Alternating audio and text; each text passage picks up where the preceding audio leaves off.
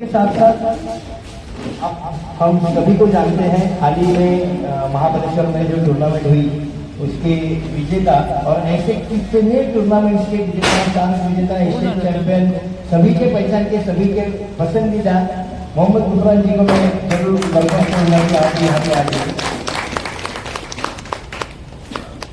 साथ ही में यहाँ पर हमारे झाले डिस्ट्रिक्ट के युवा खिलाड़ी जो स्लैम ही खेलते हैं, स्लैम के सिवा कुछ खेलते नहीं, पुनः राउत को मैं दरख्वास्त करूँगा कि आप आ जाइए यहाँ पे।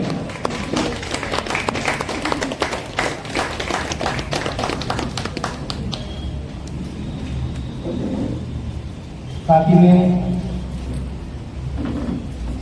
थाने डिस्ट्रिक्ट के पुराने खिलाड़ी जिनको गेम के बारे में बहुत अच्छा नॉलेज है, और मैं उनके बारे में और एक चीज कहना चाहूँगा कि याददाश्त अगर है तो ये दोनों में है।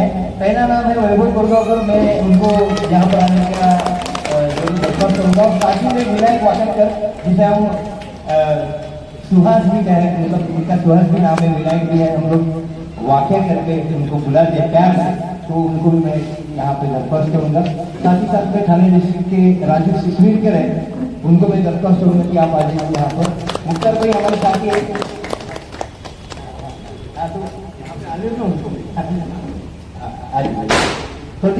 प्रदीप शाकम की मैं जरूर यहाँ पर बात करना चाहूँगा कि कैसे है जो थाने डिस्ट्रिक्ट के युवा खिलाड़ी यहाँ पे, आप यहाँ पे देख सकते हैं, कुछ लेडीज खिलाड़ी यहाँ पे है हमारे साथ, उनको और छोटे बच्चों को, स्कूल के बच्चों को जो प्रशिक्षण देते हैं, शिक्षा देते हैं कैरम के प्रति, उनके मन में जो भाव उन्होंने पैदा किया, ये है प्रदीप, इनके लिए जोरदार चालू है।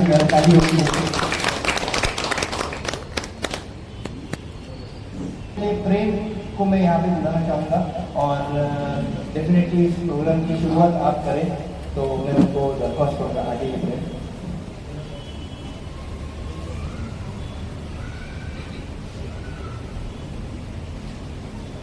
हेलो, आप सभी का बहुत बहुत स्वागत है और मेरे लिए बहुत बड़ा दिन है। ये चीज़ की शुरुआत हमने साल डेढ़ साल पहले की। अब एक्चुअली बहुत दुख होता है जब कैरम एज ए स्पोर्ट बहुत नीचे गिरा जाता है।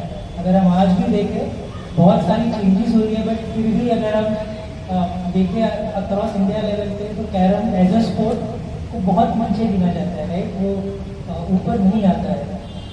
मुझे ऐसा लगता है कि अगर एक पत्थर तोड़ना एक चीज़ है, एक प्रोसेस जहाँ पे आपको हथौड़ी और छेनी की ज़रूरत है, और वही प्रोसेस हथौड़ी और छेनी से आप मूर्ति बना सकते हो, तो लोगों के नज़र में कैरम एक पत्थर तोड़ने जैसा है, स्ट्राइकर लो पॉइंट मारो, स्ट्राइकर लो पॉइंट मारो, बट ये वो खेल नहीं है, राइट। इसमें आपको एक स्किल सेट चाहिए।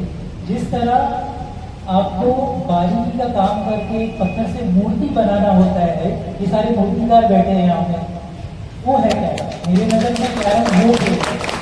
तो हमारे ग्रुप का एक छोटा सा इनिशिएटिव है जहाँ पर हम मतलब लोगों को बताना चाहते हैं कि कैरम में एक अलग लेवल का स्किल सेट चाहिए, और आपको जितना भी बारीकी वाला काम करना होता है उसका डिफिकल्टी लेवल एक्सट्रीमली हाई होता है, और carrom is one of that.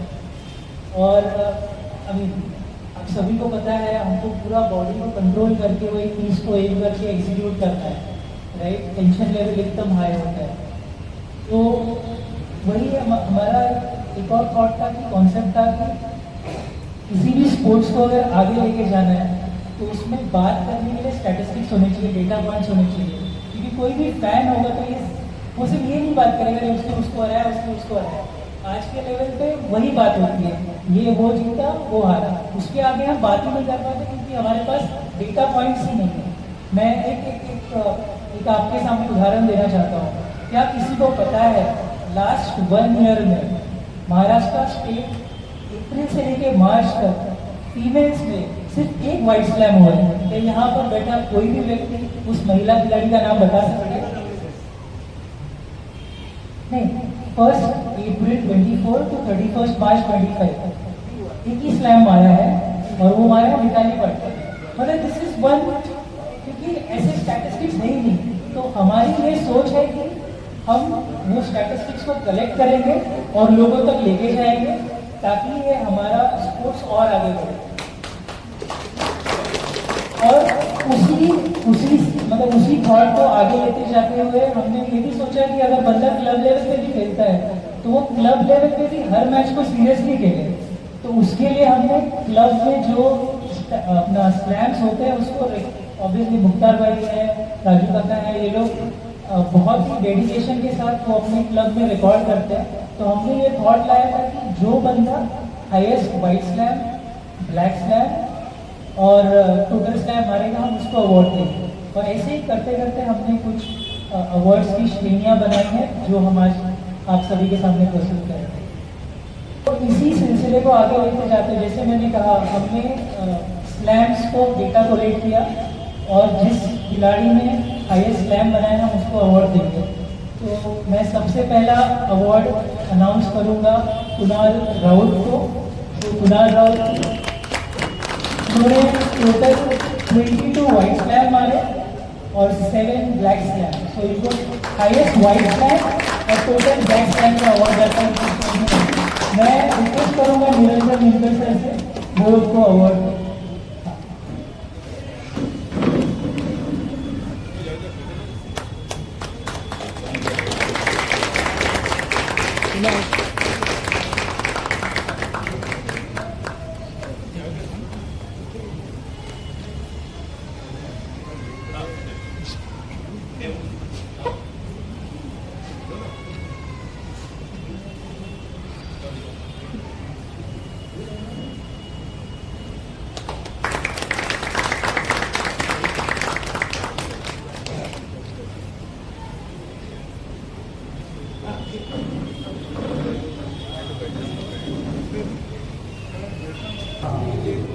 आप लोग किसी को जो है सीनियर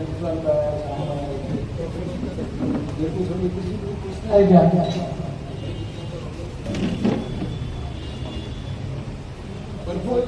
काय विचार कर तुला वो तू बोल ना तू पॉइंट बता था वो गुरु। यहाँ पर मैं साक्षर है, ट्रांसफर है, गुलाब भी आज के तारीख में बहुत ही अच्छा खेल का प्रदर्शन कर रहा है। और ये जो दो दिग्गज है उन्होंने अपना समय प्रैक्टिस जब की तब उन्होंने बहुत ही अच्छी तरीके से उनका परफॉर्मेंस दिया था। लेकिन मैं ये पूछना चाहता हूँ कि कोई भी जवाब दे दे जो देना चाहते हैं, या तो मैं माइक लेके सामने आ जाऊँगा। ये जैसे प्रेम ने बोला था कि स्ट्राइकर से कॉइन को मारना है, स्ट्रोक करना है, वो चली जाएगी, वो तो बात ठीक है। लेकिन इतना मायने रखता है कि किस एंगल से पर्टिकुलर किसी कॉइन को खेलने के बाद स्ट्राइकर कहाँ पे चला जाता है और वो क्या कर सकता है। मैं सच में ये सवाल पहले श्याम सर को पूछना चाहूँगा कि आपको क्या लगता है श्याम सर की स्ट्राइकर की एंगल की अहमियत कितनी होनी चाहिए जो नए खिलाड़ी है? क्योंकि एक कैरम मैन हम लोग सामने से खेले तो वो सीधा जाएगा, लेकिन उसी कैरम मैन को अगर मैं थोड़ा टेढ़ा खेलूँ तो मैं क्या कर सकता हूँ, या माइनस खेलूँ तो मैं क्या कर सकता हूँ, और उसका नॉलेज कितना होना चाहिए, ऐसा मेरा सवाल है। अच्छा, गुफरान भाई को मैं पूछना चाहूँगा क्योंकि मैं हमेशा बोलता हूँ कि टेक्निकली साउंड ज्योमेट्रिकली जबरदस्त।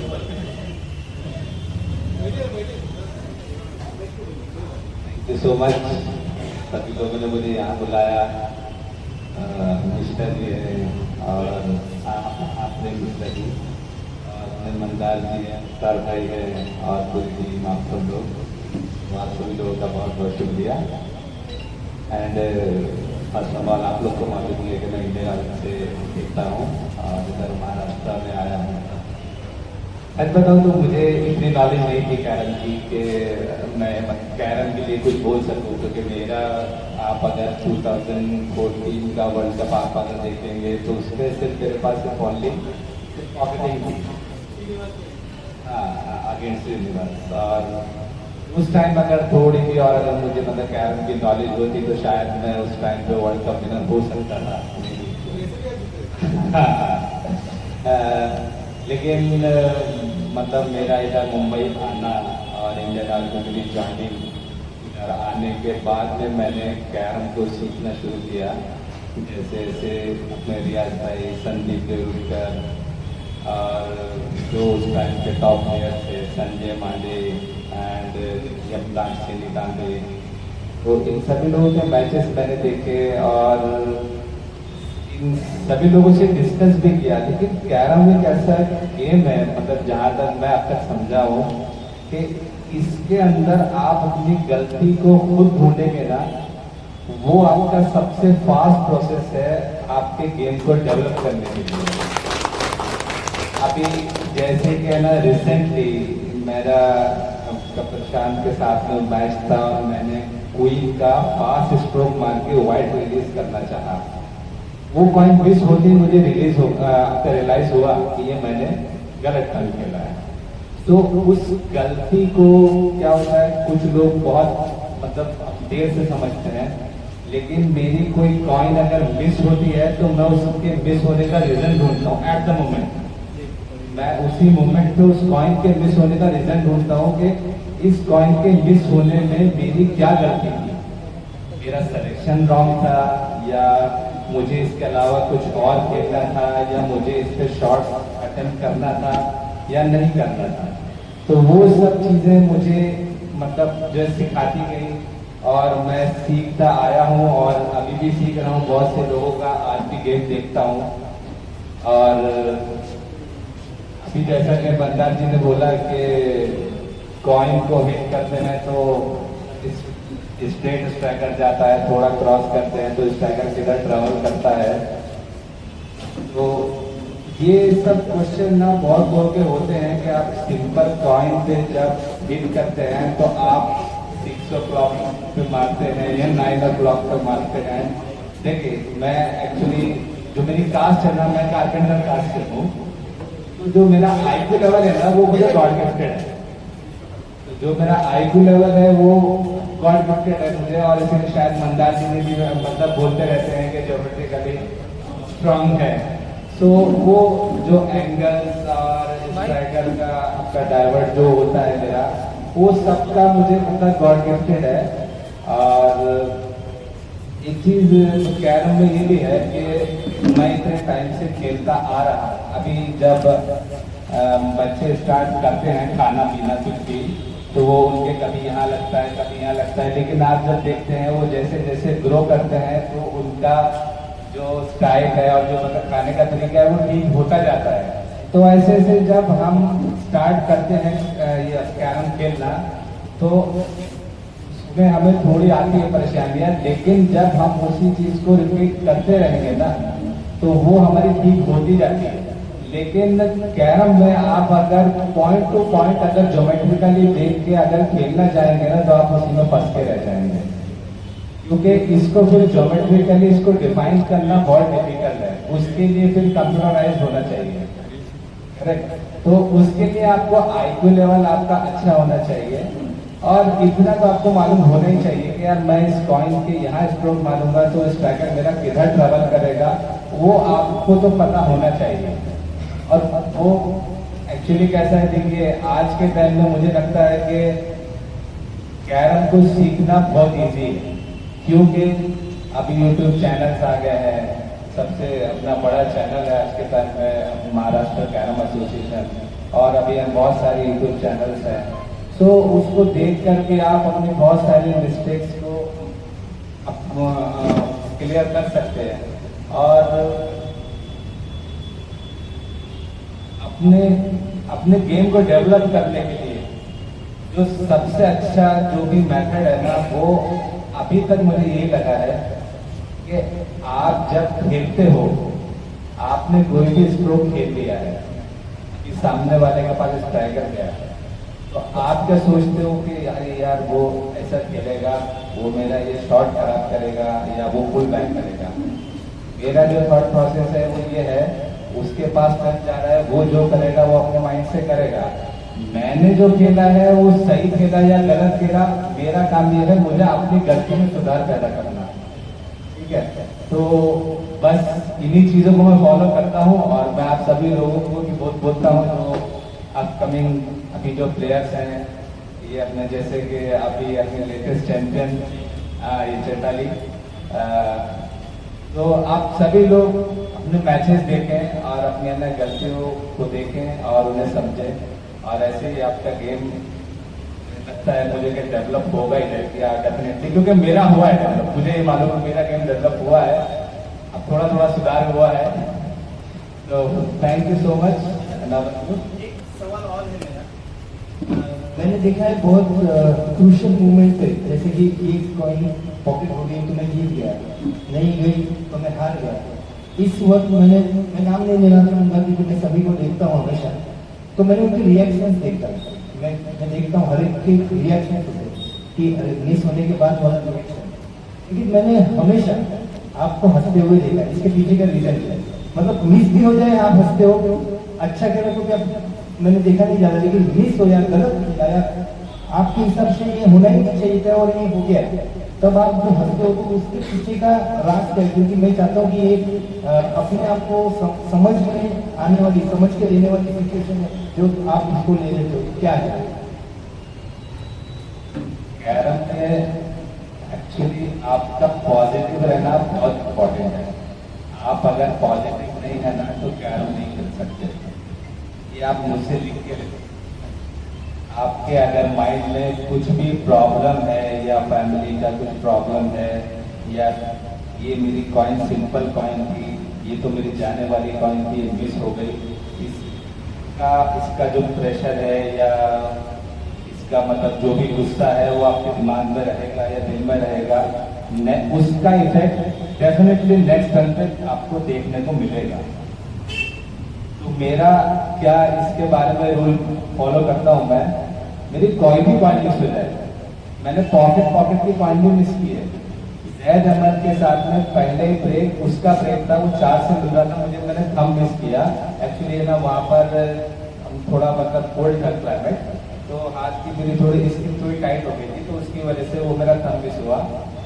लेकिन मैं अगर उसी अपनी मिसिंग को अगर माइंड करता और उसके लिए मतलब गुस्सा अपने अंदर पैदा करता मैं, तो वो फिर बढ़ता रहता है। तो मेरी कोई भी कॉइन मिस हो जाए, कुछ भी मैं आपका सिचुएशन हो, मैं एक स्माइल करता हूँ जिससे कि मुझे रिलैक्स फील होता है और जो निगेटिविटी है वो बहुत दूर चली जाती है। ये सीखने वाली बात है, इसलिए मैंने शेयर करना चाहा।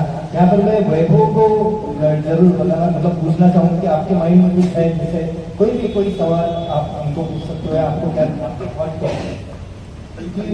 एडिशनल कमेंट इसी बात पर कि आपका रिएक्शन कैसा होना चाहिए कॉइन मिस होने के बाद। हमने एक खिलाड़ी देखा है कैरम हिस्ट्री में हाथ से निकालना, सभी लोग बोलते थे कि उसके नाक पे मक्खी भी नहीं होती, कुछ भी होता है, उसके चेहरे को देख के पता ही नहीं चलता वो जीता के हारा है। ओके, उसका रीजन उसका बॉडी लैंग्वेज, उसका कॉन्फिडेंस। नाक से निकालने सामने की कॉइन मिस कर दिया, बॉडी लैंग्वेज ऐसा होता है कि एक गलती से मिस हो गई, आगे वाली मिस नहीं होगी, इसीलिए वो मक्खी नहीं। सामने वाले को भी ऐसा लगता है कि नाक से ये गलती से मिस कर, आगे वाले नहीं मिस होगी, वो कॉन्फिडेंस, वो रिएक्शन है। तो ये जो बोल रहे हैं ना, मक्खी भी कुछ भी नहीं, हंसते स्माइल, तो स्माइल के पीछे कॉन्फिडेंस है, ये गलती हो गई फिर से नहीं होगी और फिर से होगी, फिर भी हंसेंगे क्योंकि तो दूसरे को सीख रहे और वो कैरी ओवर नहीं कर रहे। गलती कैरी ओवर करना मतलब 5 आगे की 5 गलती है, वो मेंटल स्ट्रेंथ के ऊपर काम करना चाहिए। अपना कॉन्फिडेंस अपने पास हमेशा, मतलब सिचुएशन जो भी हो, कॉन्फिडेंस होना चाहिए। इन सब बातों में मैं वेलकम करना भूल गया 25 बार जिन्होंने स्टेज को जीता हुआ है, हमारे सबसे करीबी और सबसे दिलों की खिलाई। और मैं हमेशा बोलता था, पंकज को पता है कि जब भी वो फाइनल में आते थे या सेमीफाइनल में आते थे तो मैं इसको जाके बोलता था, पंकज अब की बार नाराज मत कर यार, अब की बार देखिए क्या होता है ना, जो चीज़ें जब वक्त पे होनी है ना उसी वक्त पे होना है, और ये आपका होना ही था। 25 क्या हम तो ऐसी दुआ करेंगे कि 50-75 जो भी है आप करते जाओ कंप्लीट। और थैंक यू वेरी मच, आप बैठिए। ये जो टॉपिक है ना उसके ऊपर मैं और एक चीज़ मतलब 24 के बाद 25 भी होना आसान है, लेकिन वो 25 के बाद बैठक से निकल के 25 भी होना तो बहुत बड़ी बात है। मेंटल स्ट्रेंथ की बात करती है, क्योंकि उनका गेम उन्होंने बरकरार रखा है, डिप्रेशन में ही दिखना है, और इतने कॉम्पिटिशन में भी तो 25 का टाइटल फाइनली जीतते हैं, वो बहुत बढ़िया है। डेफिनेटली पंकज को मैं एक पूछूंगा नरसों भवानी का फाइनल रेड के साथ में, जिसमें पहला सेट जीता था, सेकंड सेट जीतने वाले थे, जो पॉइंट आजू बाजू में थी, या तो सिंगल सिंगल खेलते। मैं मजाक नहीं कर रहा हूँ, मैं वहाँ पे स्क्रीन लगी हुई थी और वादले सर, किशोर वादले सर कॉमेंट्री कर रहे थे, मैं रेस में था, मेरे साथ में अरुण केदार सर थे, द ग्रेट ऑफ कैरम। उन्होंने ऐसे कंधे पे हाथ रखा और बोला, देखो अगर यहाँ पे 1 शॉट 2 राउंड का खेला तो पंकज हार गया, अगर सिंगल सिंगल अटेंड किया तो पंकज ने टाइटल जीत लिया। ये हम लोग बात कर रहे थे, ये सच बात है, मतलब मैं ओपनली कहना चाहूँगा, मतलब उन्होंने ये नहीं बोला कि हार गया, लेकिन यहाँ पे प्रॉब्लम होगा, ये उनका वर्ड था, गया, लेकिन वो हाँ सही बात है,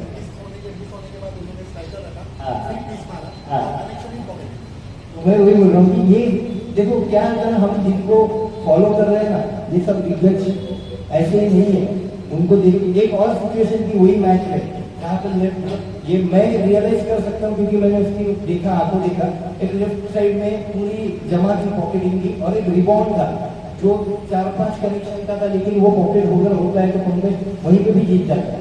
कभी भी उन्होंने कहा कि देखो यहाँ पर अगर पंकज रिबाउंड खेलता है तो ये पॉकेट हो सकती है और ये पूरी पोजीशन ओपन रख के फिनिश हो सकता है। लेकिन मैं वही बोल रहा हूँ ना कि लोग मुझे भी पूछते हैं कि आप कैसे ऐसे बता सकते हो कि ये खेलना चाहिए वो खेलना चाहिए। मैं हमेशा कहता हूँ बाहर से मैच जीतना बहुत ईजी है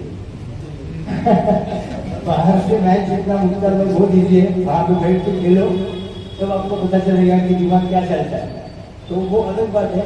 और डेफिनेटली मतलब नरसिंह भाई से मैंने एक बार बात की थी कि जब भी आप पॉइंट मिस करते हो तो आपका कोई रिएक्शन नहीं होता या आप गुस्सा भी नहीं करते, तब उन्होंने कहा था कि देखो वो मिस हो रही है अपने आप नहीं, मेरी वजह से हो रही है। अगर मैं गुस्सा कर रहा हूँ, कुछ गाली दे रहा हूँ, कुछ गलत बोल रहा हूँ तो मैं मुझे बोल रहा हूँ, तो मैं पहली बात तो मुझे क्यों बोलूँ, और दूसरी बार ऐसा भी होता है लॉ ऑफ अट्रैक्शन, जैसे हम बोलते हैं कि यार बारिश आनी चाहिए, आज नहीं होना चाहिए घर पर, तो आ जाती है बारिश। मतलब एक बात बोलो, लॉ ऑफ अट्रैक्शन जो होता है ना, वहाँ पे वो बोलते हैं कि लॉ ऑफ नेगेटिविटी भी होता है कि अगर मैं उसको कुछ बोलूँ ना तो 3 बार बोलती है, यहाँ से वहाँ, वहाँ से यहाँ। अरे मैं जिस कैरम मैन को 50 बार मार पॉकेट कर रहा हूँ, वही कैरम मैन मेरे से 2-3 बार भूल जाती है क्योंकि मैंने उसको बोला यार क्या ऐसा नहीं होना चाहिए। तो ये बहुत ज़्यादा सीखने वाली बातें हैं इन लोगों से। तो डेफिनेटली प्रेम सर यहाँ पे, प्रेम सर आ जाइए। और एक बात चैतन्य के लिए हम लोग सब जोरदार तालियां हो गए। पहला स्टेज का फंक्शन है और जीता है उन्होंने टाइटल, तो डेफिनेटली कांग्रेचुलेशन। बहुत सालों से मेहनत में थी वो, और मैं हमेशा बोलता हूँ कि आप अगर इनका मैच देखो, खेलने की कैपेसिटी या पोजीशन देखो तो सारा सब कुछ है इनके पास। मैं हमेशा बोलता हूँ सिटिंग पोजीशन अच्छी है, ग्रिप अच्छी है, लेकिन ब्रेक अच्छा है, ब्रेक डेफिनेटली ब्रेक बहुत अच्छा है, और जो अच्छा होता है ना उसका रिजल्ट आता है। तो ये हम लोग ने देख लिया यहाँ पर, ठीक है। बाकी मधुर और ये तो समृद्धि तो है ही अच्छी। यस वकन का बात बोला भाई, थैंक यू सो मच। और इमरान भाई बहुत बढ़िया आपने सुझाव दिया सब खिलाड़ियों के लिए, हम कोशिश करेंगे उसको। लेकिन आपने जो कहा ना, मतलब यहाँ कहते हैं पत्थर तोड़ना और मूर्ति बनाना, आप जो बातें कर रहे थे वो मूर्ति बनाने वाली बातें कर रहे थे। हमारा लेवल तो वही पत्थर तोड़ने में ही है, हमसे सीधे किसी नहीं जाते, हम वही अटक जाते हैं। तो अभी हम नेक्स्ट अवार्ड देंगे, हमारी महिला खिलाड़ी यहाँ पर है सारी, तो हमने काफ़ी कैटेगरीज बनाई थी। तो 2 कैटेगरी है जो हमारे थाने डिस्ट्रिक्ट के उभरते खिलाड़ी हैं, तो उसमें पहला नाम मैं लेना चाहूँगा मधुरा देवले का। और मैं विक्रांत सर से रिक्वेस्ट करूँगा कि आप मधुरा को अवार्ड दीजिए।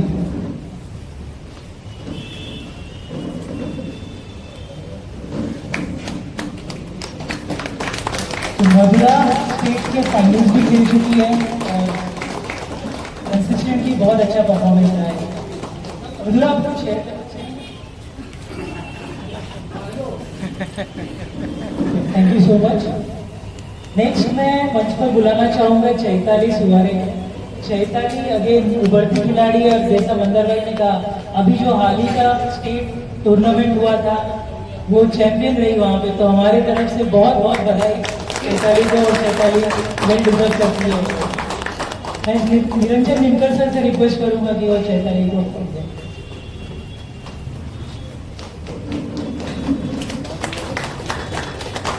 चैताली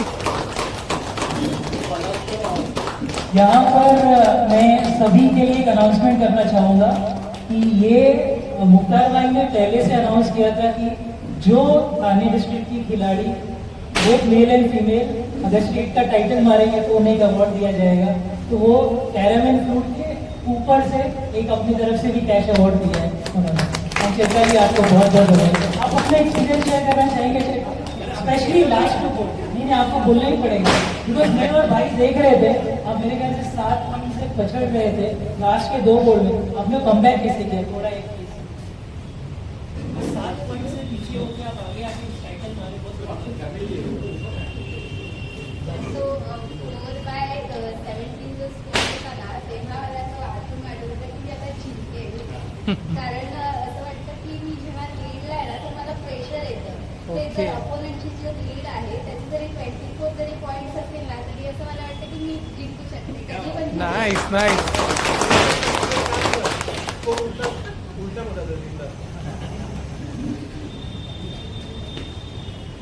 थैंक यू चैताली, और आपको आगे के टूर्नामेंट्स के लिए भी बहुत बहुत शुभकामनाएं। नेक्स्ट अवार्ड कैटेगरी है थाने डिस्ट्रिक्ट की बेस्ट प्लेयर का। तो थाने डिस्ट्रिक्ट में ऑब्वियसली हमें पता है बहुत सारे दिग्गज खिलाड़ी हैं जो ऑलरेडी जाते हैं अभी अवार्ड लेके। तो इस खिलाड़ी ने लास्ट ईयर नेशनल अंडर 21 का नेशनल टाइटल मारा। तो हमारी कमेटी ने मतलब ऑब्वियसली डिस्ट्रिक्ट के performance, state performance, national performance, वो सभी को कंसिडर करके अपना समृद्धि घाड़ीगांव का प्लीज आइए। आप हमारी तरफ से थाने डिस्ट्रिक्ट बेस्ट प्लेयर है फॉर लास्ट ईयर। मैं रिक्वेस्ट करूंगा राजू काका को अवार्ड देने के लिए, समृद्धि को।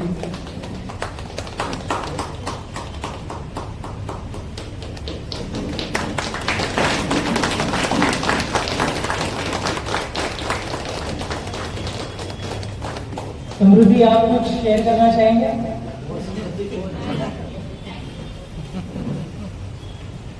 ठीक है, अब हम आगे बढ़ते हैं अपने अवार्ड सेरेमनी में। नेक्स्ट अभी ये जो जैसा ये थॉट तो था बट उसको सपोर्ट मतलब मुख्तार भाई और राजू काका ने बहुत बड़ा सपोर्ट दिया, और उसी तहत मतलब हमने मतलब ये सारे अवार्ड डिस्ट्रिक्ट लेवल पे अनाउंस थॉट डाले थे, बट हमने 2 कैटेगरी ऐसी बनाई कि वो दोनों क्लब से, अपना शक्ति कैरम क्लब और साई कैरम क्लब, उसके जो बेस्ट प्लेयर्स हैं उनके लिए भी हमने अवार्ड रखा है। तो नेक्स्ट अवार्ड मैं कहना चाहूँगा अपना शक्ति कैरम के बेस्ट प्लेयर का, जो है अनिल कुमार सिंह, अनिल भाई। मैं रिक्वेस्ट करूँगा प्रदीप साटम जी उनको अवार्ड दें।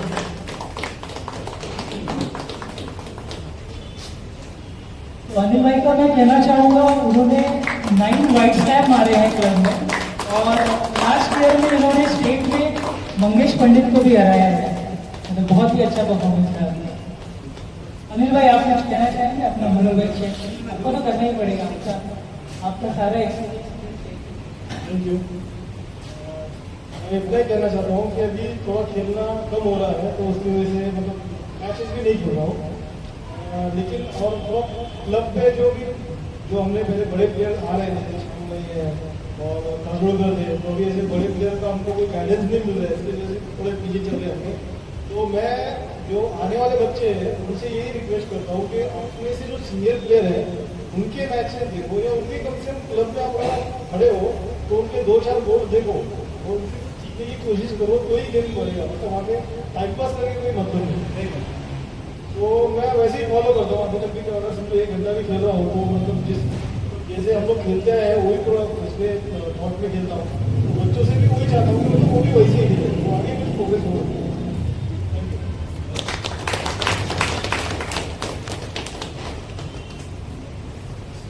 कड़ी में नेक्स्ट अवार्ड है साई कैरम के बेस्ट खिलाड़ी का। अभी साई कैरम में भी काफ़ी दिग्गज खिलाड़ी हैं, तो इसको चयन करने में हमें थोड़ी मुश्किल भी हुई, लेकिन उस खिलाड़ी ने थोड़ा स्टेट लेवल पे अच्छा परफॉर्म करके हमारी मुश्किलें थोड़ी कम की। तो इस खिलाड़ी ने लास्ट ईयर में लाइक 1 अप्रैल 2024 से 31 मार्च तक 5 वाइट स्लैम मारे और 2 ब्लैक स्लैम मारे। और इस खिलाड़ी ने तो जहाँ तक मुझे अच्छे से ध्यान में है, एक समय था जब प्रशांत मोरे पीक में थे, कोई भी खिलाड़ी नॉन सीडेड खिलाड़ी डबल डिजिट में पहुंच भी नहीं पा रहा था। उस समय हमारे मंदार बड़े भाई ने उनके सामने 20 का स्कोर किया, मतलब मेरे समझ में बहुत बड़ी बात है वो। तो मैं मंच पर मंदार जी को बुलाना चाहूंगा जो साई कैरम के बेस्ट खिलाड़ी है, और मैं रिक्वेस्ट करूंगा मुख्तार भाई को उनको अवार्ड देने के लिए। लिटरली प्रशांत के सामने 20 का स्कोर करना, वो भी नॉन सीडेड प्लेयर के लिए बहुत बहुत बड़ा। इवन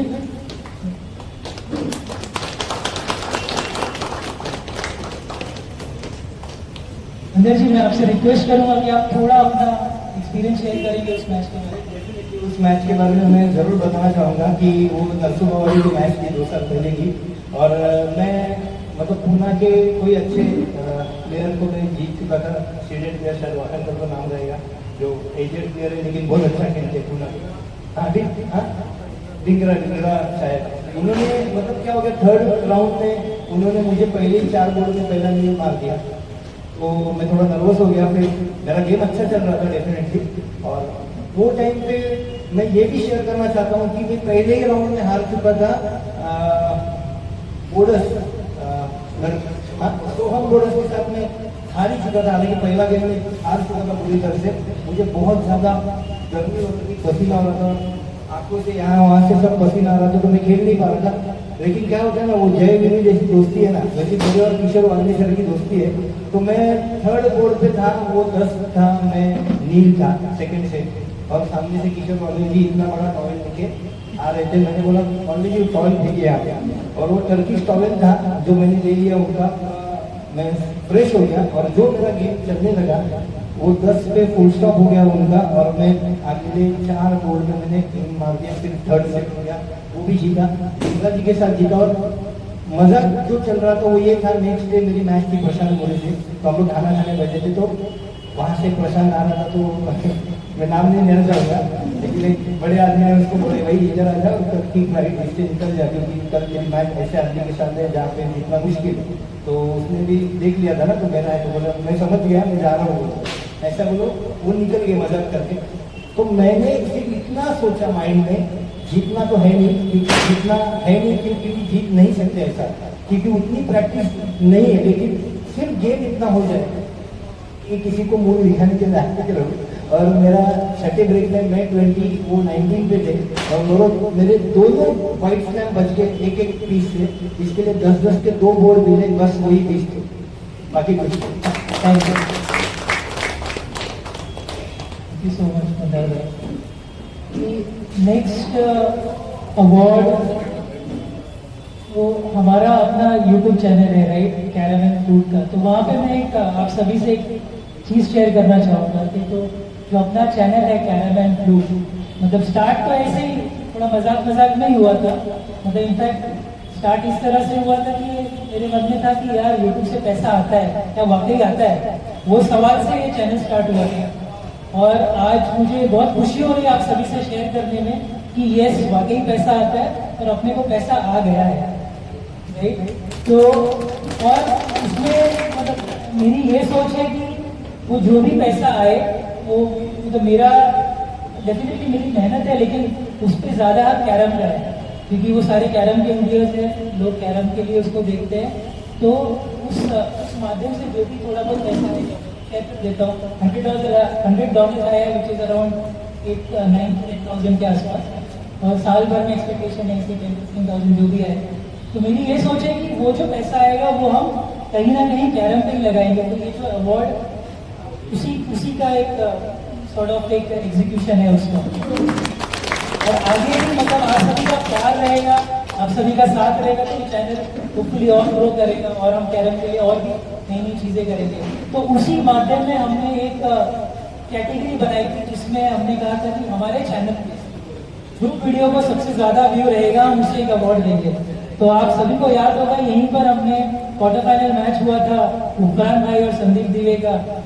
बहुत ही अमेजिंग मैच हुआ था। अभी गुफरान भाई के साथ देख भी रहे थे, 1 ईच हो गया था। फर्स्ट सेट संदीप भाई ने आराम से जीत लिया, सेकंड सेट में गुफरान भाई आके कमबैक किए और थर्ड सेट में नेक चल रहा है और लास्ट बॉल में उन्होंने स्लैम मार के वो मैच सेट और मैच जीता था। तो वो वीडियो को 42,000 व्यूज हुआ था 31 मार्च को। तो उसी के तहत हम नेक्स्ट अवार्ड गुफरान भाई को देते हैं, जो कि अवार्ड है of being the star player for the video which got the highest views on YouTube channel. और मैं रिक्वेस्ट करूंगा गुप्ता भाई को, आप उनको अवार्ड दीजिए।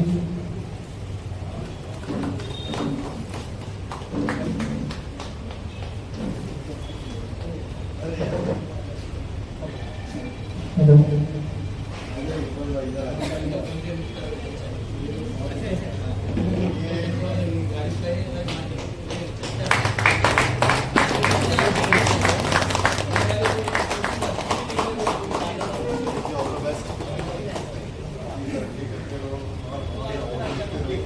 गुफरान भाई आप कुछ शेयर करना चाहेंगे थोड़ा सा?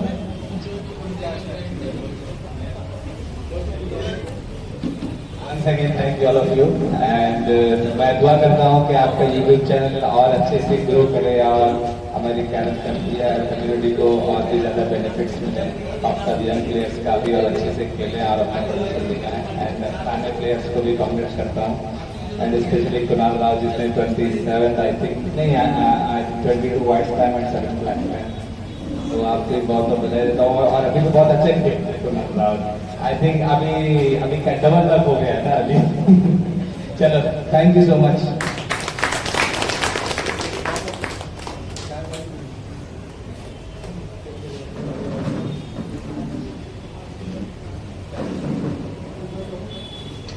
द नेक्स्ट अवार्ड जैसा मंदर भाई ने थोड़ी देर पहले बताया था, पंकज भाऊ ने 25 स्टेट टाइटल मारा है, जो कि अभी तक के अकेले प्लेयर है जिन्होंने 25 स्टेट टाइटल मारा है, जो कि बहुत बड़ी बात है, बहुत बड़ी बात है।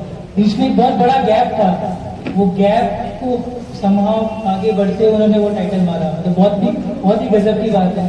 मैं रिक्वेस्ट करूंगा राजू काका और वैभव सर को, दोनों मिलके पंकज भाऊ को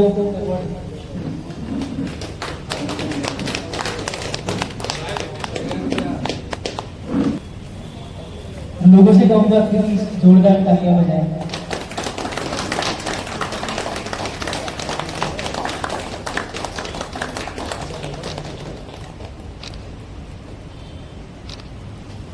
और मैं पंकज भाई से रिक्वेस्ट करूंगा कि 2 शब्द एक प्लेयर्स के सगळे बसले माझ्या मी आभार मानतो मला इथे बोलायचं। तुम्हें बहुत बचपन से जानता हूँ, जब मुझे स्टार्ट किया था तभी से आपकी पहचान मेरी आता पहिले टायटल 25 टायटल झाले, पण 24 टायटल झाल्यानंतर मला खूप मोठा गॅप पडला। पण गॅप प्रॅक्टिस करत होतो, पण जशी हवे तसं माझा गेम फोकस होतो। पण वैभव सरांना माहिती, त्यांच्या गाडीत एकदा बर्थदान पुण्याला जात होतो तेव्हा योगेश सर पण तेव्हा आमचा विषय निघालेला म्हणजे कुठेतरी तुझं चुकते। आम्ही योगेश सरांना विचारलं होतं मी स्वतःहून, सर मी त्या लेवलला घेऊन परत माझा तो गेम जसा होता तसा तो होत नाही। ते म्हटलं त्यांनी एक शब्द चांगला मला बोलले, ते मला अजून आठवत आहे आणि ते तुमच्यासाठी पण ते खूप फायदेशीर आहे। मांडे सर पण हा बरोबर, तर त्यांनी मला सांगितलं की स्टार्टिंग तू कुठून केलंस? म्हणलं ABCD पासून। त्यांनी मला सांगितलं तू ABCD पासून स्टार्ट केलं असेल प्लेअर, पुन्हा ABCD पासून स्टार्ट कर। तुला ABCD पासून गेटपर्यंत जायला टाईम नाही लागणार, पण तू गेट खाली आलं त्यानंतर तुला ABCD पण गेटपर्यंत जायला इझी होईल। आणि तेच मी फॉलो केला, थोडं मेहनत जास्त घेतली आणि आज 25 टॅक्टर पूर्ण असल्यामुळे त्याचा आनंद जास्त आहे। पण ज्यात 24 टॅक्टर झाले तेव्हा मी सेमीला आलो किंवा क्वार्टरला आलो तर मला मी हॉलमध्ये थांबायला घाबरत होतो. कारण जो ते येतो आता 25 झालेच पाहिजे, तर मला ते खेळायच्या पेक्षा ना मला तो पेक्षा जास्त होता. अगर मी आता त्याच्यानंतर दूसरा भाई को एक बार हारा में फाइनल अभी भी मैं उधर से म्हणजे ज्या टुर्नामेंट होती ना त्याच्यापासून मी अजून 10 मिनिटं लांब होतो. कारण ते जो येतो तो मला बाहेर 25 बनायचे या 25. त्याच्यानंतर प्रशांतवर टेन्शनपेक्षा माझा निघून गेला. आता अजून चांगला खेळ, अजून पुढच्या लेवलला आपण जायचा प्रयत्न करू. आणि इथं बोलण्याबद्दल थँक्यू. आप 25 क्या 50, 75, 100 भी पूरा करिए. हमारी शुभकामनाएं आपके साथ हैं.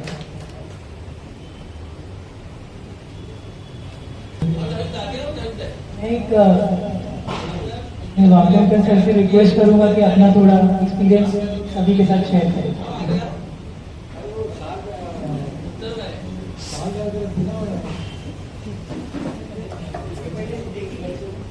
इसके बारे में एक बताना चाहता हूँ कि 15 साल, 25 साल, 20 साल पुरानी कोई मैच है तो board to board, score to score बताने वाले एक में इंसान है विनायक वाकड. मतलब हाँ, ये चीज मैं कैरम की बात नहीं कर रहा हूँ. अगर मैं इनको पूछूं कि 2001 में वो क्या विंबलडन नॉन डोमेस्टिक चैंपियन कौन थे तो वो देखो बता देंगे. आप ये बता दो. आप 1974 से आज तक हम लोग विंबलडन मैटर आप गूगल पे चेक करो कि वो आज अभी इधर नहीं बैठा भी नहीं करने के लिए. लेकिन वो है ऐसा है कि मेरा एक दोस्त है अभय जोशी करते हैं.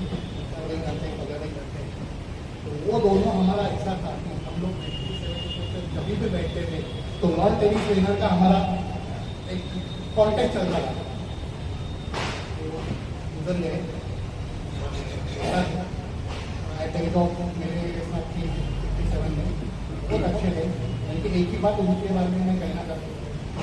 अगर मैथमेटिक्स का वो टीचर था, मैथमेटिक्स की टूर्नामेंट रहती थी तो ऑल ओवर इंडिया में अभय जोशी दिखता. और ये कैरम में सब मान्यवर है, मैं ज़्यादा कुछ नहीं बोल सकता. और बोलने के लिए मैं इतना छोटा प्लेयर हूँ इनके सामने. फिर भी अभी उन्होंने बोला कि हम लोग जो सीखे कैरम है वो श्याम लिनकर हमेशा हम लोग को बोलता था प्रैक्टिस कि आप प्रैक्टिस करो. और मैं वैभव बोलकर और किरण सुमन उन्होंने ऐसे हंसी मजाक जावेद भाई है हम लोग खेलते थे, बहुत अच्छे खेलते थे. लिनकर के साथ वो मिलते थे. उस टाइम उनको गेम भी मारते थे. जब टूर्नामेंट आती थी तो शाम का गेम इतना था कि नॉट अ सिंगल मिस्टेक. शाम के बारे में मैं इतना कहना चाहता हूँ कि उन्होंने जितना भी फाइनल खेला है, जितना फाइनल मारा है या गेम खेला है, उन्होंने उनका जो स्ट्रैटेजी है नो मिसिंग बेसिक पॉइंट. और अगर उनका एक ऐसा है कि समझो नागसेन एकांबे रहे, अरुण केदार रहे, महेंद्र तांबे रहे, गगन बेंगड़े रहे या और कोई टाइप के रहे तो उसका एक ही कहना था. बहुत बार अरुण केदार से रहे, संजय मांडे जी को है, उनका एक ही कहना था वाकई कि मैं मेरी सर्विस ब्रेक नहीं कर दूँगा. अगर उसकी सर्विस ब्रेक हो गई तो मैं उतना उनका था. और ये जो बोले उन्होंने कि किस्सा बताओ वो नागसेन एकांबे के साथ मेरे ख्याल से शाम की फाइनल बोलो सेमी फाइनल आई थी. वो लाइनअप बोलो लाइनअप में तो पहले शाम में मेरे ख्याल से सुहास कोमेंकर फर्स्ट में आई थी.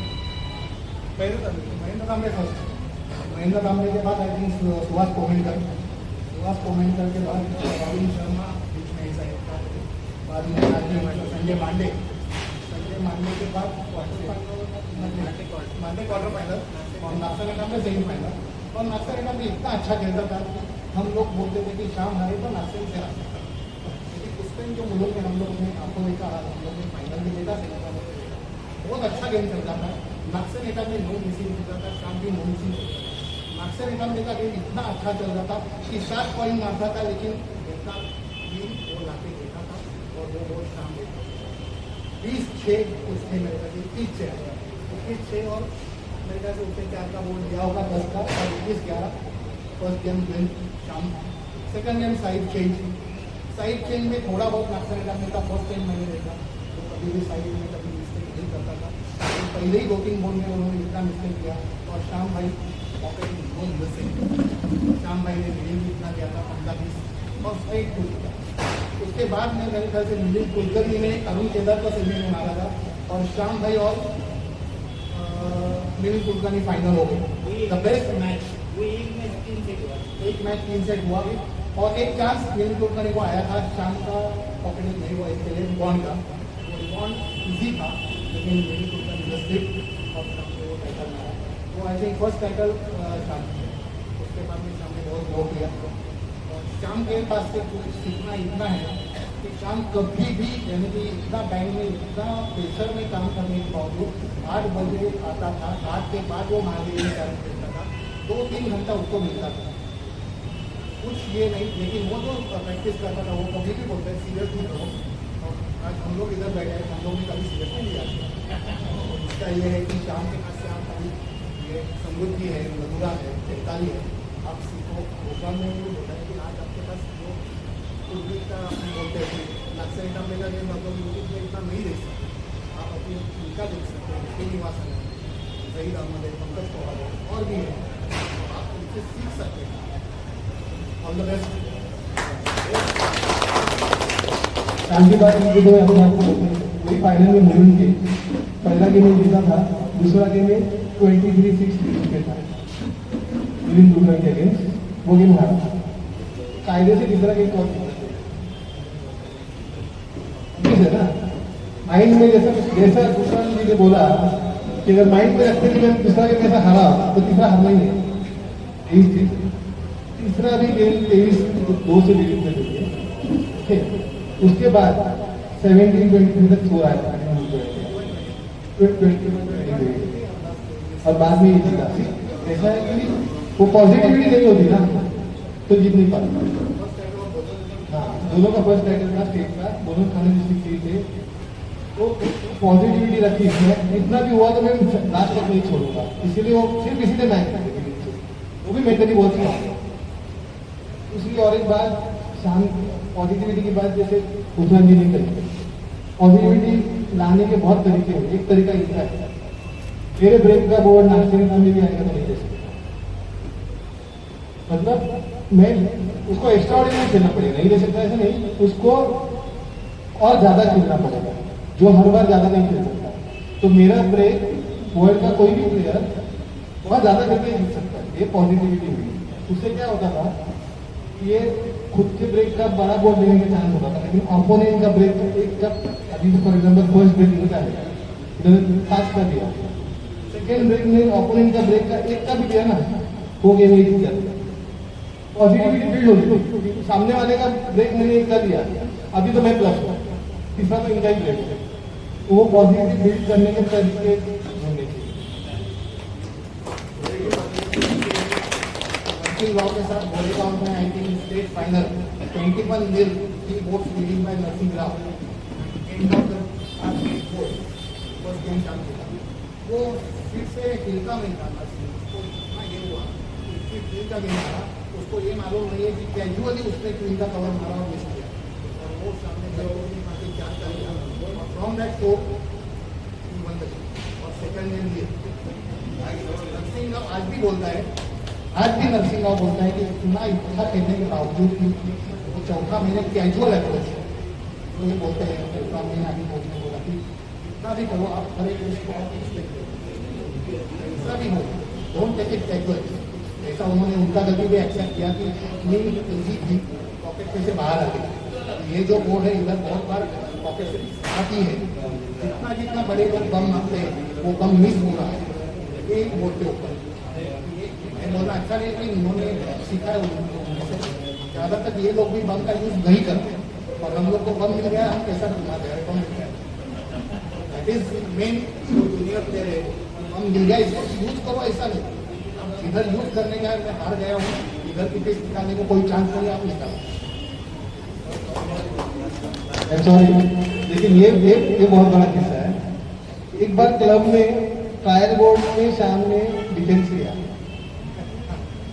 सब लोगों ने आदर में गिनती कर दी अगर आप ये ट्रायल बोर्ड में डिफेंस करना है बोल रहे शाम से पूछा ट्रायल बोर्ड में क्या डिफेंस करना है तो जब मैच में डिफेंस आएगा तो प्रैक्टिस नहीं चाहिए उसकी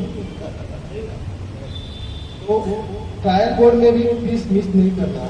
हम लोग तो ट्रायल बोर्ड को ऐसा खेलते हैं मैच में भी, जैसा मैं किंग हूँ और बाद में मैच स्टार्ट होते तो मेरा किंग का गायब हो जाता है।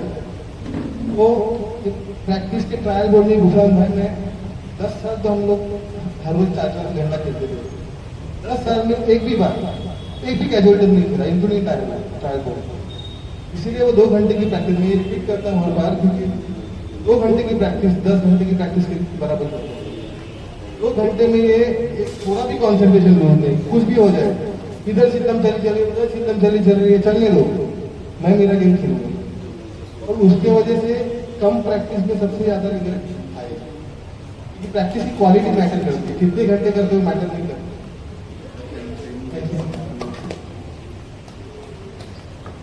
बहुत सारे sir, thank you so much, आप लोगों ने आपका एक्सपीरियंस शेयर किया। हमारे बीच में मेरे एक बहुत ही परम मित्र मुकेश डे मौजूद हैं, मैं उनका भी स्वागत करूंगा और उनसे कहूँगा कि अपना मनोबल व्यक्त करें। बहुत ही इनके बारे में कहना चाहूँगा, मतलब इनका जो प्रेम है, लगाव है कैरम को लेके, वो एक अलग लेवल पे है। मैं सोचता हूँ मैं बहुत ऊपर हूँ, लेकिन ऐसा लगता है कि थोड़ा टाइम लगेगा इनको कैच करने के लिए उस चीज़ में। और बहुत मतलब इनका जो शब्दों का चयन है बोलने में और लिखने में अलग लेवल का है।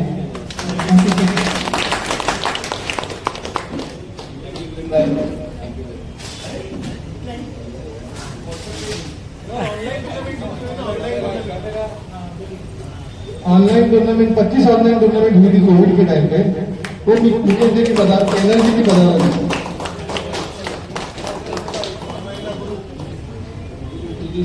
काम चल रहा है और चल रहा है, छोटे बच्चे भी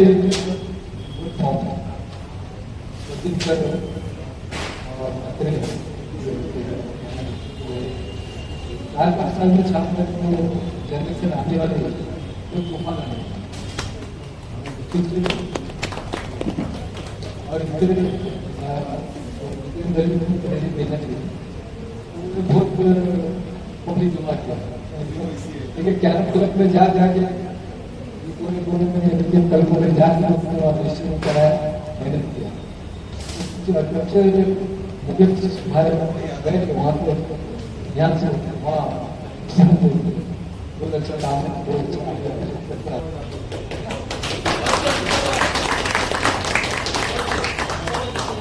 अभी मैं राजू दादा से रिक्वेस्ट करूंगा कि विजय मालपल्ली सर का स्वागत करें। विजय सर एक बहुत पुराने खिलाड़ी है।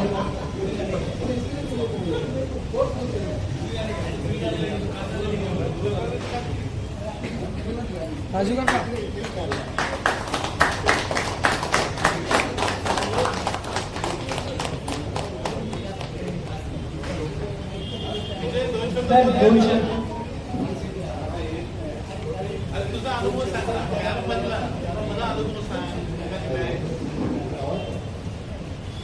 दोन गोष्टी सांगायच्या, पहिला दोन प्रॅक्टिसच्या मॅचच्या डिफेन्स आणि बोलला ना का केलं त्याला असं कारण नाही, माझे 2 दिवस आहेत समोरचे ते प्रॅक्टिस करतात एकच दिवस काय करा चढवलं तर मला तर 9 पीस बाहेर तर आला तर मी मारेन ना ते, नाही तर मी मारू शकतो।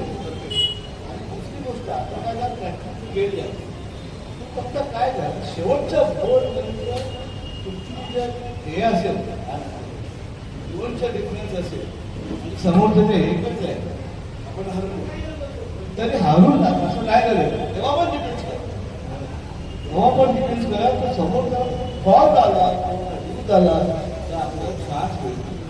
मला हे म्हणायचं हे झाला आणि अजून झाली काय घडला ना तो मॅच सगळ्यांनी बघा एवढा जबरदस्त झालेला आहे तीन गेम पडले उशिरा झाला तेवढी प्रशांतनी काय केलं त्यांचं हे झालं झाले पण प्रशांत असं सोडून दिला असा मागला ठीक है चार किया और करें तो और केला तुम्ही जिंकू शकता असा एक तुम्हाला एक सांगतो ठीक आहे तो गेम सगळ्यांनी बघा बरेच वर्षांनी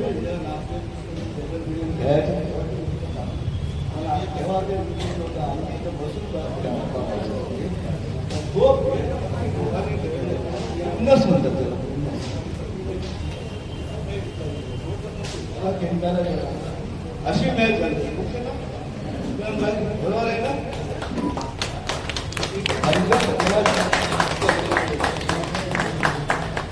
सर ने बहुत सही कहा, वो फाइनल अभी तक का बेस्ट हुआ। मेरा दूसरा मैच से बात भी हो रहा था, मैंने कहा अभी तक का वो one of the best match है, तो सभी प्लीज देखिए। मैं नेक्स्ट रिक्वेस्ट करूंगा राजू काका सर को प्रदीप साटम जी का।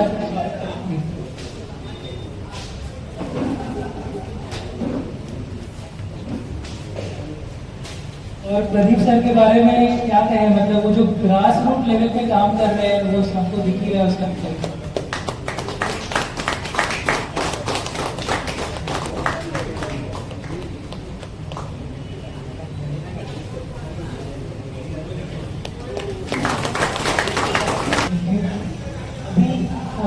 हमारे चीफ गेस्ट का स्वागत मैं करवाना चाहूँगा। मैं कहूँगा मुकेश जी और सुभाष सर, आप दोनों मिलकर प्लीज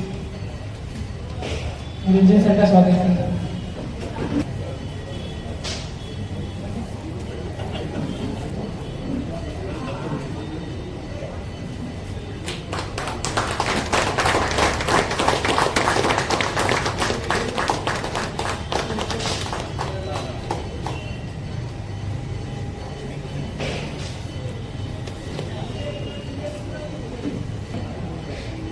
हमारे ये अवार्ड फंक्शन का एंड हो रहा है एक्चुअली, और मतलब मैं वापस एंड करने के पहले सभी जनों से, आप सभी जन जो यहाँ पर आए मौजूद हुए, तहे दिल से आप सभी का आभार है और बहुत बहुत शुक्रिया। और आप सभी का प्यार रहे तो हम ऐसे इवेंट साल दर साल करना चाहेंगे और होपफुली अपना कैरम एज ए स्पोर्ट आगे बढ़े। और सपना है कि मेरी 2036 ओलंपिक जो शायद इंडिया में हो, जो शायद एज ए इंडियन स्पोर्ट अगर किसी स्पोर्ट की एंट्री हो जाए ओलंपिक में, भगवान करे वो कैरम सब बात बताना चाहता हूँ, ये जो चैनल पे अपना मैच हो रहा है, एनसीए के चैनल से हो रहा है, वो मैच चैनल से भी हो रहा है, लेकिन कमेंट्री जो है कमेंट्री वो जो कमेंट करते हैं वो कमेंट्री को उनको लाइफ में बहुत आते हैं और उनका जो खेलने के टाइम कभी अभी कृष्णान खेल रहा है सब लोग और वो बोल रहे हैं कि ब्रेक टू फिनिश है, और जो कमेंट्री में वो बोलते हैं the sequence of first piece to last piece is the same, Krishnan is playing very well and executing also, लेकिन मंदार जो बोलता है, लेकिन मंदार कृष्णान के इधर बैठा ऐसा लग रहा है, लेकिन कमेंट्री बहुत अच्छी है और लोग तारीफ भी कर रहे हैं। और हम चाहते हैं कि इंटरनेशनल जो टूर्नामेंट चल रही है वर्ल्ड कप हो, आज के टाइम में इधर कर सकते हैं, तो ऐसा हो कि मंदार कमेंटेटर एक अवार्ड दिया जाए, तो कमेंटेटर का अवार्ड मंदार को लगाया जाए। मैं श्याम सर से रिक्वेस्ट करूंगा कि 2 बात कह के प्रोग्राम का अंत तक पहुंचता है।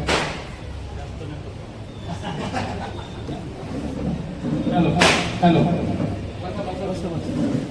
ज़्यादा बात नहीं करूँगा, अभी सब निकलने की तैयारी में है, मेरी स्पीच की वजह से रुकना नहीं चाहिए। मेरे हिसाब से कैरम अभी मैंने शायद 1980 को स्टार्ट किया शायद, 82 में 10वी झालं होती, 80 हाँ कैरम मेन कैरम स्टार्ट किया 81 से यहाँ तक आने में बहुत टाइम जाएगा, इतना टाइम नहीं होगा, लेकिन तभी का माहौल थोड़ा अलग था, तभी टूर्नामेंट्स आज के हिसाब से बहुत कम होता था, मुझे मालूम है एक साल में 5 टूर्नामेंट बहुत ज़्यादा हो गया स्टेट का, उस टाइम पॉइंट्स सिस्टम सेम था, डिस्ट्रिक्ट था वगैरह, लेकिन ये बोल रहे हैं ना सब लोग कि अभी थोड़ा सा अच्छा मौका है, सब प्लेयर विजय सब प्लेयर्स को अच्छा मौका है। चैताली 2 मिनट फक्त ऐका कधीतरी क्या है, आप लोगों को सच्ची में अच्छा मौका मिला है कि आप सीख सकते हो।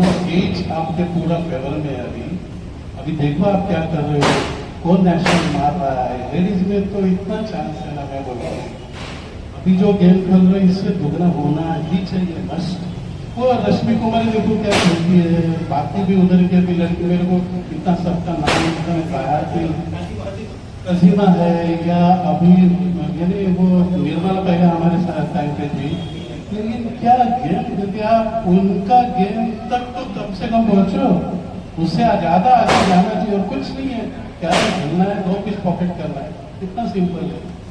और उसी में नहीं तो इधर ही नहीं गया भाई, देखो एकदम थोड़ा सा आर्ट्स लगता है, इधर इम्प्रूव करना है, फाइनल जीतना है, नेशनल स्टेट कुछ करना पड़ेगा। अदरवाइज तो ये तो चलता रहेगा, फिर दिन आते रहेंगे और जाते रहेंगे, टूर्नामेंट बढ़ते रहेगा, हम लोग दूसरे के मैचेस देखते रहेंगे, फाइनल में खुद का फाइनल में देखेंगे। नहीं है अच्छा मौका है। देखो मेरे को अभी लगता है कि मैंने उस टाइम थोड़ा और जोर लगा था तो कुछ परफॉर्मेंस अच्छा और अच्छे होते थे और अच्छा टूर्नामेंट जीत सकता था यार।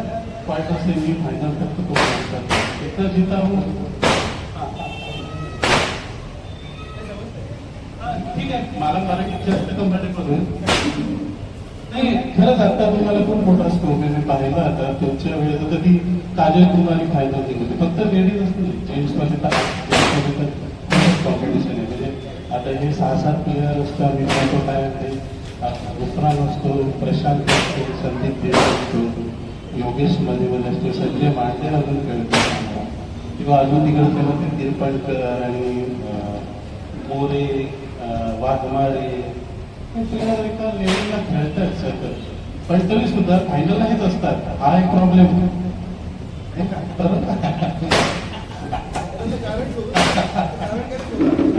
बघा। विचार करा, कधीतरी वेगळा विचार करायला हरकत नाही ना, सारखं विचार करायला पाहिजे का नाही, आपण का नाही असं विचार करा ना।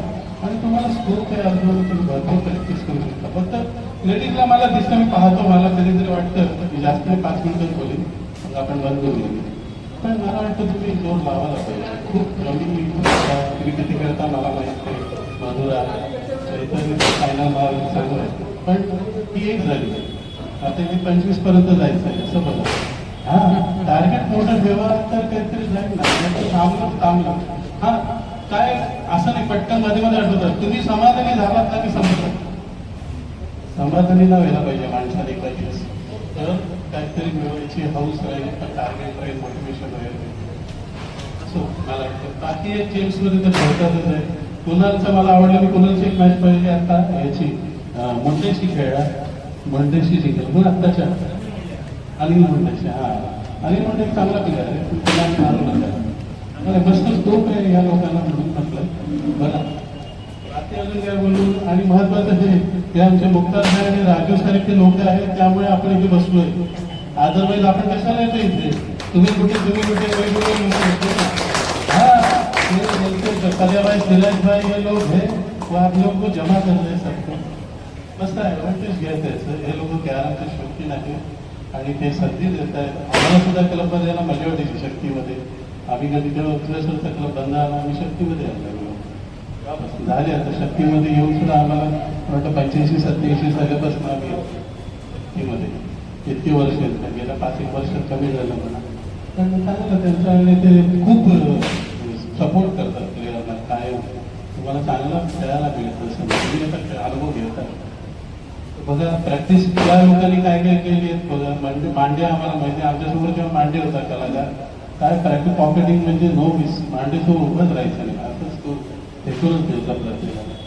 त्यानंतर योगेश परदेशी आहे, आता यांचं आहे प्रशांत मोरे आणि संदीप आणि बाकी सगळं आहे, संदीप देवकर मध्ये होता, श्रीनिवासन तर नॅशनल लेवल, आपण आता स्टेटचं होतो, नॅशनल लेवलला तर आहे प्लेअर अजून वेगवेगळे 4-5 मोठे प्लेअर, किंवा आमच्याकडे आता अजून थोडंसं म्हणायचं ना दुर्दैवांचं की आमच्या वेळेच्या यायला मांडे होता आमच्याकडे डिस्ट्रिक्टला, आणि डिस्ट्रिक्टला नागसेन होता आणि नॅशनलला मारी होता, काय बरोबर ना बघा तुम्ही, अरे हलूनच द्यायचं नाही लोक तर काय बोलायचं तुमचं कमरचा बदलायचा हा? हा. बघायचं काय आणि तिथे एका टुर्नामेंटला गेलो तर बाबू रेस्टिंग 10,000 तेव्हा पहिलं प्राईज होतं त्याने आधीच घेऊन टाकलं मागच्या टुर्नामेंट सुरू व्हायची आहे नागसेने मारले फायनल पण म्हणजे ते आता आमचं त्यामुळे आम्हाला ह्यांना हलवूनच पुढे जायचं तर अदरवाईज ते अडचण काय विजय बरोबर तुमच्या घरीच काय असते तो गेल्या 15-20 वर्षाचा पण सगळं पोझिशन द्यायला लागतं नागसेनचा खेळत होता तो आणि तो असं काहीतरी दाखवायचा ते काय समजायचं का मोठं मोठं दाखवायचं पोझिशन नागसेनचा विचार होता अशी हा शब्द होती असं काहीतरी सांगत असतो आपल्याला समजा ते बोर्डावर कुठे होती काहीच नाही पण तो सांगतो आपलं हो म्हणायचं काय त्रास करायचं त्याला तर त्यावेळेस आम्हाला थोडंसं ते जरा कमी होतं संधी तरी आम्ही जरा कपडे फाडून जोरात घुसायचा प्रयत्न करत होतो तिथल्या तिथे सारखे मिळतं पण ह्या लोकांनी आम्हाला डिस्ट्रिक्ट स्टेट आणि नॅशनलला अडवून ठेवलं त्यामुळे त्यांचे रेकॉर्ड देत आहेत आर्यचं समोर तेवढं माझं नाही मारलेलं आहे 5-6 लिस्ट पण ठीक आहे बघा तुम्ही माझ्या वाटतं तुम्ही खेळताय सगळे यंग जनरेशन पुन्हा तू पण आहे पंकज कोणाला बोलायला तुम्ही पंकज थांबू नको पण 25 जरी ठीक आहे ना 11 सोडून द्यायचा पाहिजे अजूनही वय भरपूर आहे खरंच तुझा ते योगेश प्रतिष्ठित 50 नंतर खेळतोय अजून मांडे पण कलाकार 60 हा ते लोक ठेव आणि काय माहिती का यांच्याकडे टॅलेंट आहे त्यांना फक्त थोडंसं यायचं एकदा बस 1-2 दिवस तुला बाहेर होतं असा प्रकार आहे तर तू कुठे अडकतोस मला माहित नाही प्रॉब्लेम असतो मान्य आहे घर का टेन्शन जाएगा पण तुला सांगू का विषय बरोबर आहे असेल कॅरम हा असा प्रकार आहे ना कॅरम मध्ये तुम्ही घरचे ते सगळे दुरीतले प्रॉब्लेम विसरता अर्धा एक तास गेले तुम्ही बसा तिथे 14 जण बसतात ना तुम्ही त्याच्यातच गुंग झालेले असतात तुम्हाला सिरियस प्रॉब्लेम बाजूला असतात ते मेडिटेशन टाईप आहे ते माहिती आहे कॅरम वाटतो तेवढा सोपा नाही बुद्धिबळ खेळणं सोपं आहे कॅरम अवघड आहे कॅरम मध्ये बुद्धिबळ पण खेळायचं आहे आणि एक्झिबिशन पण करायचं आहे गेम कुठलाही नाहीये हा तुम्हाला बरोबर पकडायला लागतं लकडीची पिशा म्हणतात ना आणि हा पॉकेट मधनं बाहेर आली काय केली तू पॉकेट मधनं बाहेर आली काय करायचं करून घेतात गेलीच नाही पॉकेट मध्ये गेली बाहेर असा प्रकार आहे बारीक बारीक बोलत हो स्ट्रायकर मध्येच थांबतो पावडं पाणी लागतं खाली मध्येच स्टॉप डायरेक्ट मोठी गोष्ट शेवटच्या एका मिनिटात संपवतो तुम्ही आता कंटाळा असाल पण तुम्हाला ज्यांना वय आहे ना आता ज्यांचं वय आहे त्यांनी सिरियसली याच्यावर विचार करा टाइमपास तर दुनिया सगळी करतच असते आमच्या वेळेत पण ते सांगतो 5 वर्ष कॉलेजला आम्ही खेळतो ना तळापाळीवर कधीच घेतो तुला म्हणजे मशिदी म्हणतात तसा प्रकार होता आमचा आम्ही कधी दिसलो तर घरी असणार कॅरम केलं तिसऱ्या ठिकाणी आम्ही दिसणार नाही असा प्रकार कॅरम खेळ संधी वेळ की कॅरम सकाळ दुपार संध्याकाळ नाईट पण मारायचं कॅरम येते कॅरम व्यसन होतं चांगलं पण त्याला फायदा झाला की काहीतरी टपोरीगिरी करत म्हटल्यापेक्षा त्याला बरे करतो असे तुम्ही म्हटलं तर ऍडव्हान्टेजेस आहेत शोधू शकता ऑल दी बेस्ट सगळ्यांना बाकी जास्त नाही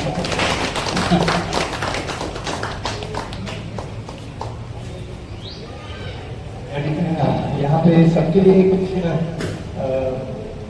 स्नैक्स का इंतजाम किया है तो आप जाइए मत तब तक के लिए कुछ बातें होती रहेंगी सभी ने कुछ ना कुछ शेयर किया मैं तो शेयर करता हूँ बात करने के लिए पैसा मिलता है मुझे बात करने के लिए पैसा मिलता है मुझे तो बात नहीं करूँगा तो पैसे नहीं मिलेंगे तो डेफिनेटली एक मैच मैं भी शेयर करना चाहता हूँ रत्नागिरी की मैच है शायद 3 साल पुरानी होगी मैच ऐसा था कि लाइव मैच दिखानी है किसकी दिखाए अक्षय नटम्बे सर खेल रहे थे तो किसी ने बोला उनकी मैच दिखा दे तो उनकी और किसी के साथ अच्छे प्लेयर के साथ मैच थी अक्षय सर की और यहाँ पर मैच थी जो मैं बताना चाह रहा था उनको लेकिन मैं कभी बताता नहीं लेकिन मैं दिल से बताना चाह रहा था कि प्रशांत मोरे और संजय मंडेसर की मैच थी और वो कॉमेंट्री नहीं थी कुछ प्रॉब्लम था तो वो सेशन में कॉमेंट्री नहीं थी लेकिन मैं दिल से चाह रहा था कि ये मैच लाइव होनी चाहिए तो मैं कभी जाता नहीं उनके इसलिए तो मैं नहीं गया जो मैच हुई मैं सच बोलता हूँ जिन्होंने वो मैच रिकॉर्डिंग नहीं है इसीलिए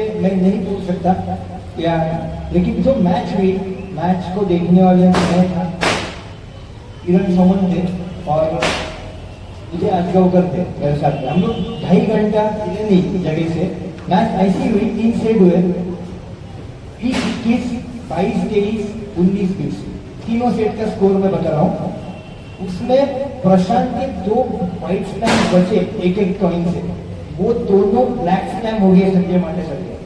मतलब मैं क्या बताना चाहता हूँ कि जब मैच हुई तो बहुत सारी बातें हुई, तो किसी ने बोला बहुत जबरदस्त मैच हुई, 19-20 मैच हुई, ऐसे बोलते हैं ना 19-20, तो प्रशांत ने तुरंत बोल दिया 19 मैच आया, ही इज ऑलवेज 20। और मतलब वो बोला कि मेरे पसीने पसीने हो रहे थे, जहाँ पे मेरे 2 व्हाइट स्लैम बचते वहाँ पे संजय मांडेसर ने 2 ब्लैक स्लैम, वो भी मतलब पोजीशन में ऐसे एक्सप्लेन नहीं कर सकता, लेकिन दोनों ब्लैक स्लैम ग्लांस पंच पे थे, ग्लांस करके पंच सामने की, ग्लांस करके पंच, ये ब्लैक स्लैम उन्होंने किए थे।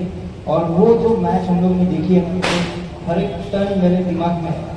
तो ऐसी मैच में इसलिए ये लोग जो बोल रहे हैं कि कुछ मैच आप देखो, तो आप देखो जैसे वर्ल्ड चैंपियन योगेश परदेशी सर जब हुए थे तो उन्होंने 6 का जो फिनिश किया था, तो आखिरी कैरममैन जो उन्होंने बैलेंस पे छोड़ी थी, आज भी मतलब ऊपर से कैमरा है, शायद राधा फाइनल में राधा, तो वो मैच भी आप देखो, वो फाइनल का टर्न आप देखो।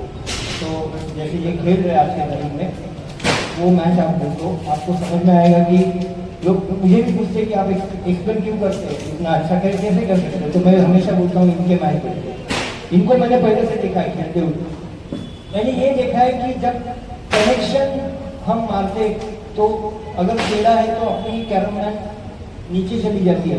तो एक वाइट स्लैम देखा था मैंने संजय मांडेसर का, जहाँ पे मैं और मेरा अजीज दोस्त रंजीत सप्रे करके, हम लोग बचपन में 15-20 साल पहले की बात है, ऐसे देख रहे थे कि अरे यार अभी तो स्लैम गया, क्योंकि जब कनेक्शन होगा तो एक कैरममैन आगे चली जाएगी।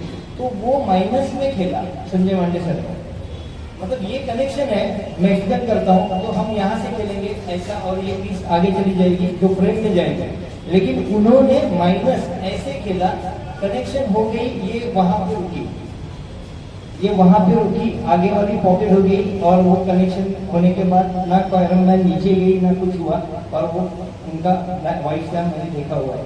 तो ये चीजें हमें सीखनी चाहिए, एंगल कहाँ से क्रिएट हो सकते हैं और उसी के वजह से फिनिश कैसे हो सकता है। जैसे मुझे पता है कि जब ब्रेक होता है तो मैं बोल देता हूँ बिंदा शायद एक स्लैम होगा, क्योंकि उतना कॉन्फिडेंस है मुझे गुफरान भाई पर, उतना कॉन्फिडेंस है मुझे कुणाल पे, उतना कॉन्फिडेंस है मुझे प्रशांत मोरे पे, योगेश परदेशी पे, जो मैं बोलूँ तो वो खेलेंगे, मेरा नाम रखेंगे, बाकी कुछ नहीं। Thank you very much.